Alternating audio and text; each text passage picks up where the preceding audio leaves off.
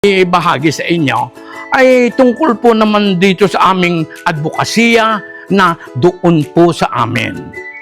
Simpleng-simple lang po itong doon po sa amin. Ito po ay gusto naming magpaaral. Kami nagtuturo kung paano gumawa ng audiovisual content material. Yan po ang itinuturo namin, na ituro na namin yan sa iba't ibang lugar dito sa Metro Manila hanggang Batangas. Ay yung gusto namin kumalat ito sa mga iba pang probinsya.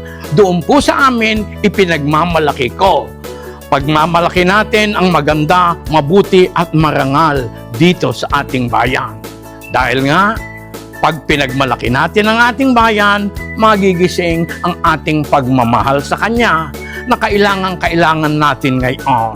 Ang bumalik ang ating pagmamahal sa bayan. Ay siya mga kabayan, ay di follow and subscribe na lang kayo din sa Facebook, YouTube at TikTok din sa aking Mamay Leo. Maraming salamat po sa inyo. Yun. Oh.